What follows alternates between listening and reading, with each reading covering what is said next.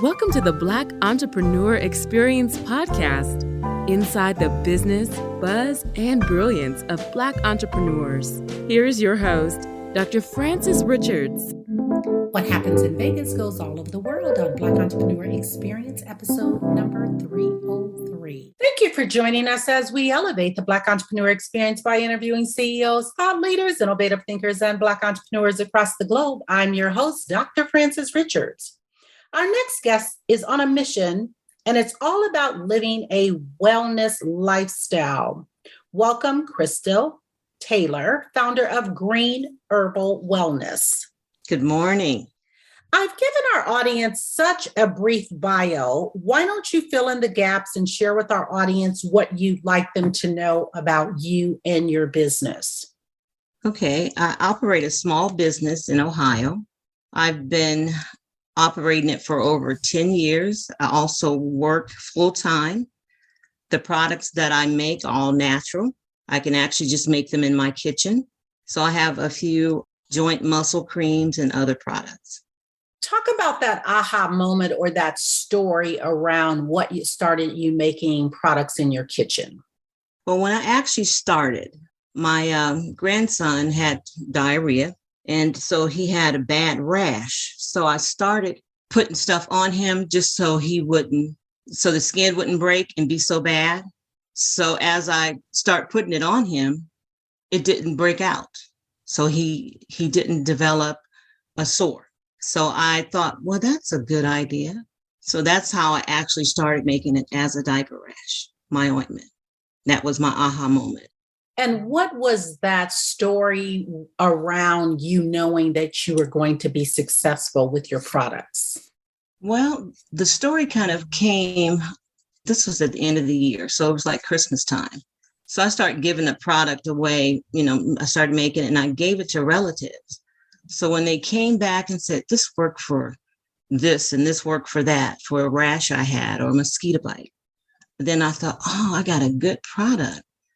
So I started making it more, but one thing I did just was giving it away just for gifts. So that in turn, I thought, well, I can make money off of this. This is a good idea. So I held on to it and I've been holding on to it for over 11 years. If someone is interested in finding out more about your product, you mentioned that you're in Ohio, but let's say they're in California. Mm-hmm. How can they purchase your products or find out more? Well, at this present time, I have my products on Etsy, Green Herbal One, that's on Etsy. So you can go on to Etsy and look me up and you'll find my products there. I like to start my day with an attitude of gratitude. I want you to fill in the blanks, Crista. Thank you, pandemic. Why? Thank you, pandemic, because last year when I actually went on Etsy, I was making money within that first month, I sold about 100 products. And what I was selling, it was right on time. Thank you, pandemic, for that, because that kind of relaunched my business. When you talk about relaunching, it sounds like you had to pivot because of the pandemic. Talk about that. When I pivot, I started selling sea moss. Sea moss is good for building your immune system, and elderberry. So I started selling that online. That was a product that I just had around the house. I use it for myself.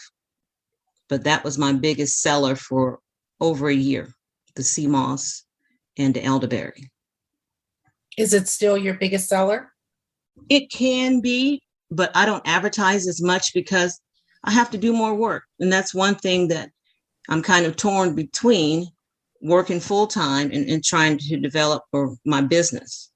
So on my off days, I'm mainly getting orders ready. Now I can increase my advertising and that means I'll have to do more work, which that's what I want to do. But then I'm tired, then I can't go to my full-time job. So I got to make a decision. And what is the best decision that you've made as a leader? I can say this as far as a leader for my family, as far as my children. I'm trying to I've been trying to incorporate them into the business so then I could leave a legacy for them. I don't want to have this all just for myself. So I'm trying to incorporate my 2 daughters and my 5 grandchildren. What problem exists in the world today that you'd like to solve? I could say pain, mainly because the ointment I have relieves pain. So if I could do something to relieve pain, I think that would be an accomplishment.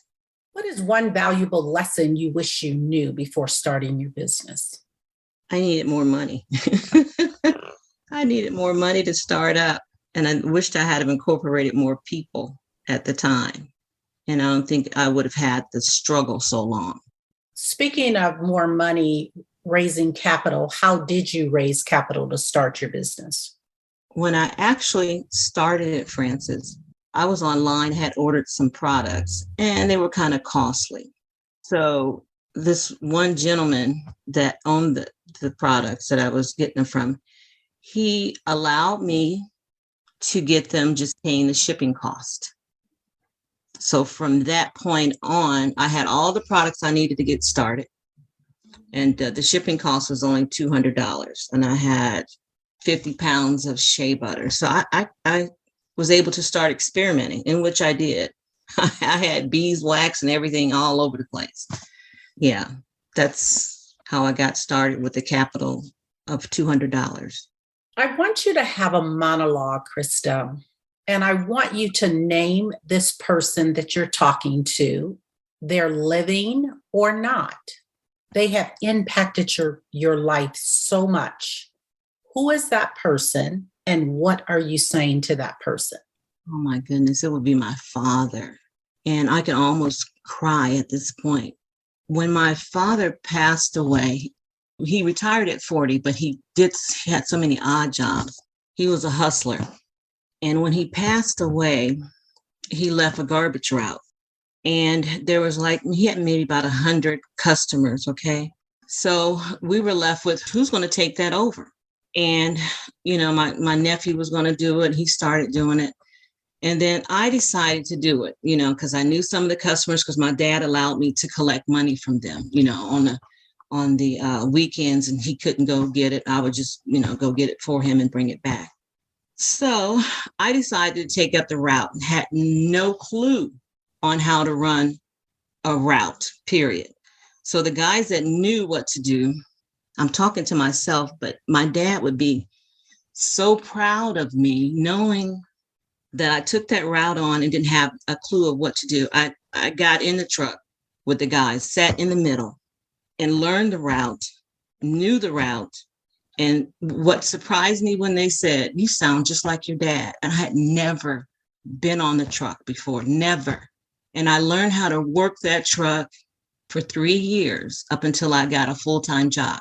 So I was able to bring money in for my mom, which her income had changed. And I learned so much just from sitting in the truck with them. I knew the route. So when they didn't show up, because I paid them, daily. And, you find whoever you find that will work for money daily. And that's usually not the best quality of people, but I was thankful that they were there. I started working the route without them until I was able to sell the route to someone else. I actually had hurt my back. I worked that route until my back came back in, if that makes any sense. And so, my health got better. And I learned if he would be so proud to know that I could do that. And what I learned from that, Francis, is that he raised daughters and he raised sons. He put the same work ethic in his daughters as he did his sons. So I'm thankful for that. And I would tell him, "Thank you for what you taught me." And he would always say, "It's hard, but it's fair." It was hard, but it was fair. So I'm thankful. And for our listening audience, what is a garbage route? Oh my goodness. This is the old fashioned kind of route. It's not the route that you put garbage in a truck and it compacts itself. What I had to do, and the guys that worked, you had to put those bags in a just pickup truck and walk it down with your feet. Because if you didn't walk it down, you couldn't put more on there. So we had to work. So you were compacting it with your feet, almost like they stump grapes. We were stumping trash. Stand the thought of trash. Oh my goodness. All the things that come with that. But I knew how to work it, dirt and all. And go ahead. And Crista, I can hear both of our wheels are turning. And what is amazing is when I heard you say garbage route, and you were, for some of us, you're possibly dating ourselves. Like, I didn't know that back in the day that garbage routes were independent contractors could take a garbage route. Yes. I'm familiar with, from the city that I lived in, or what I thought I knew, or in where I'm at today, that it's controlled by a particular company or agency or whatever. Not independent people can have their own garbage routes. Yes. So that's an interesting concept. And then you and I had a sidebar conversation about businesses and how people can make money from trash. They can make money from anything. Yes. And I think that's the biggest takeaway. And one of the things, if you've ever had the opportunity, I had the opportunity with a company that I was working for to tour Disney. Mm-hmm. And if you ever read about Disney, and it is a well-oiled machine. And they have several models or, rules, if you want to say, but they say it nicely. And one of them is about cleanliness. And if you go to Disney World, Walt Disney, wherever, it's going to be impeccable. And they produce on a daily basis as much trash as New York City. Wow. But they sell their trash. Everything Disney does, it's about they make money.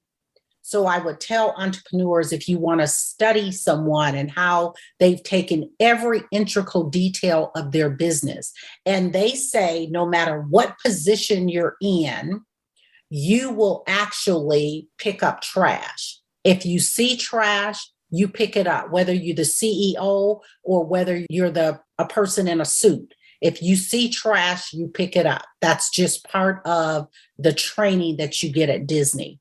So trash is very valuable. Thank you for that. Mm-hmm. There are so many brands and businesses that are dominating. Talk about a brand or a business that's dominating that you admire and why. What comes to mind to me is CBD products. I admire that because it's so popular right now. And yeah, that I would say CBD and the THC, I believe. I admire the companies that sell that. It's so beneficial. And one of the reasons why I kind of say that, because the products that I have no CBD, but I have a high demand of people that want it with CBD. So I'm almost forced to use it because of that. So I would say CBD. Talk to a younger you. What advice would you give to a younger you? The younger me, I would say, whatever you make up your mind to do, stay with it. Don't change. See it through. I have so many products that I started or so many projects I started and didn't finish. So I would say stick with it. What have you not done in life that you dream about often that you would like to do? Travel. I need to go on a cruise. I need to just get away. I spent all my life just living and not living. So I would love to just travel. And where's the first place you'd like to go? I would say Jamaica. I would like to go there. Talk about your top 2 influencers and what lessons did they teach you? One, I would say my former pastor just passed away in 2020 for number 1. He was a young man, Pastor Walter. We call him Walt Jordan. I would say that I learned from him the zest for living and to smile often. And let's see, I think the second person, I would say my mother. My mother taught me kindness, gentleness. She was a nurturer. So but she was a strong woman. She raised 9 kids, and I don't see how she did it with the patience. So, I only had 2, and I don't have a whole lot of patience. So in my grandkids, I do have it because I learned how to have more patience and to be more loving. So those are my 2 influencers at this moment I could think of. So sorry about the loss of your pastor. Yes. Thank you. Let's talk about redo. Is there an event in your life that you would like to redo and why? Okay. So it's going back all the way to when I graduated. I would have went straight to college. I decided to just stay home and work 1 year. And I never really had the opportunity to go because I had a bill and I would start and stop. So I just should have took off and just went straight to college, just left town, should have just left. So I regret that part. I would like a do-over. Crista, what is one thing that we could do right now to support your business? I would like for you to try my products. That would help my business. Just go on the website, just to look at it. Just knowing that if you try them, you would definitely want to keep buying them. So that would be great support to me. And tell them again how they can purchase your products. You can purchase my products on Etsy, Green Herbal Wellness 1. I also have a Facebook. It's Crista Taylor, and you can inbox me there as well. Talk about mental health and managing your business. One way that I try to manage mental health with my business, I try not to get overwhelmed with orders or of just keeping things in my head. So I try to write things down, a plan of what I want to get done for that week or new product. Because sometimes I could stay up overnight just overthinking things. So I'm learning how to just shut things off, write it, and when I wake up, write it down, keep a tablet beside me. So all this is not in my head. So that helps me. And what I've done now, I've changed my schedule to where I can have church day at least once or twice a month, just so I can be with other people, socialize. That helps me. So that's what I've been doing lately. And also volunteered in the children ministry. And I'm working with preschoolers, which that is a hard job in itself. So I started to back out, but I thought, well, they may be able to teach me something. And the first time they did, if I don't want to talk to you, I'm not talking to you. That's what I learned the first day. Yeah. What is your weakness as an entrepreneur? I think getting out there, I'll just give you a brief thing. I wanted to go to different shops, and my weakness is just getting out to do it, presenting my product. I can present it if I'm there, but I just got to get there. So that's my weakness, procrastination. And what's holding you back? Nothing. All I need to do is just get up and do it. So I need to change my mindset. Crista, you talked at the beginning of the show about working full time and running a small business. Talk about work-life effectiveness. How do you manage that? Okay. I work 5 days a week with my full-time job, 2 days a week for my business. So I only, on my 2 days that I'm off, I contribute everything into my business. If I'm making products, I make products. If I'm shipping, I ship. So I balance that part of it by trying not to let them overlap. I'm not sure, did I answer that correctly for you? You answered it. Absolutely. Let's think about the last 30 days. Take a snapshot. And what was your biggest win over the last 30 days? I would say the last week or so, learning more about my worth. That's really what sticks out right now for me. It's my worth. I'm selling myself short. And that's something that has to change really today. And how do you celebrate your wins? I don't really celebrate. If anything, I find someone else to celebrate. So if I'm feeling good or things going my way, I might take someone out to dinner, out to lunch.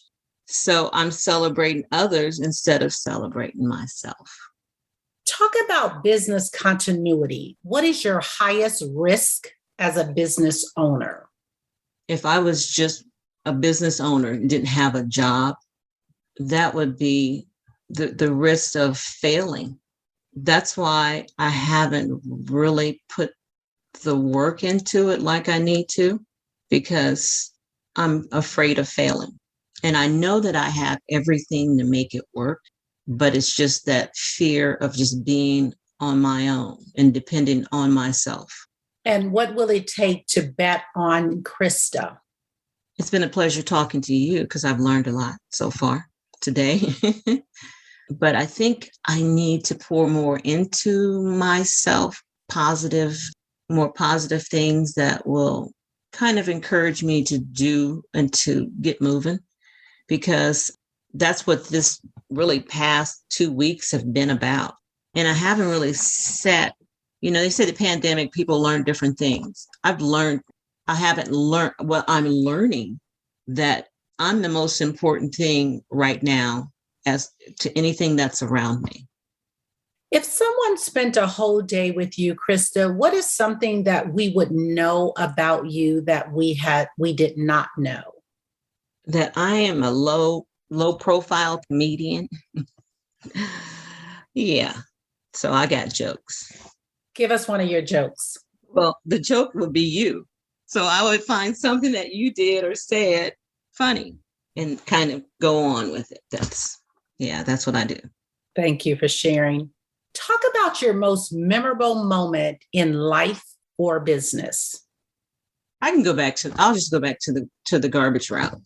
That was memorable because I was doing something that was just dirty, but my mindset changed to where it wasn't as dirty as I thought it was. I'm going to tell you something. I can throw a trash bag and I know how to make it land without all that muscle. Francis, I know I'm saying other things, but other things just come to mind. I'm sorry. And one of the things, Crista, no apology is necessary. This interview is about you, and it's about whatever you say and you feel comfortable saying. So no apology is necessary. Thank you. Talk about motherhood, money, and managing a business. Motherhood, I'm still mothering. It doesn't end. My oldest is 36 and the youngest is 33. And then I got grandkids. So mothering them, I enjoy taking care of my kids. Like I said, I got it from my mom because, she did her best. She made old things look new. So that's what motherhood was about for me, just taking care of my kids and nurturing them. And when they were sick and holding them, rocking them. My grandkids say, well, Grandma, rock me like a baby. Well, if you can talk like that, then I think you're too big for me to rock you. Yeah. So you said managing a business? Yes. All right. I think managing my business, just keeping things in perspective, knowing what the goal is. The goal is to make money. So focusing on that, putting things in place to make sure that happens, investing in myself. I have other people that want to invest in me, but I can invest in my own self. So I don't have to pay that money back to no one. That's how I see that. Was there a third one? I think you covered it. Motherhood, money, and managing a business. Okay. What is the best advice you were ever given? My mother would always say that no one owes you anything, nothing. Whatever they do for you, if they do it, is because they want to. Don't expect it. So I taught my girls, they don't owe you a hello. They don't owe you a goodbye. They don't owe you anything. Well, the Bible says, but to love them. But if they show love, that's fine. But not looking for it. Don't look for it. Is there a social cause that is connected with your business? It's not really a social cause that's connected to my business. When I'm some of the products that I make, especially the ointment, I really like for the people that suffer with diabetes, that suffer with cuts and stuff. And I know that my product is like a fast healing. And most of the time, people that's diabetic, their sores don't heal as quick. So I would say if I was to think about anyone, it would be diabetics or people with arthritis. That's one. It's not a social group, but those are the people that I would want to think about. Talk about legacy, Crista. When it's all said and done, how do you want to be remembered? I want to be remembered as a person that cared about people and the wellness of humanity, I guess, the wellness. And that's what I focus on with my Green Herbal Wellness, is trying to balance that eating right, just living right. I want to be remembered as someone who wanted more or better for people. And what does self-care look like for Crista? Self-care meaning sleeping, going to bed on time, having fun, reading, relaxing, just taking time to pamper myself. And I'm going to tell you this, Frances, a few years ago, I didn't like taking pictures. So lately, for the past 2 years, I take pictures all the time. I'm just posing, taking pictures. And if you would look on my phone, you would think I was vain. But I have so many pictures because I want to be remembered.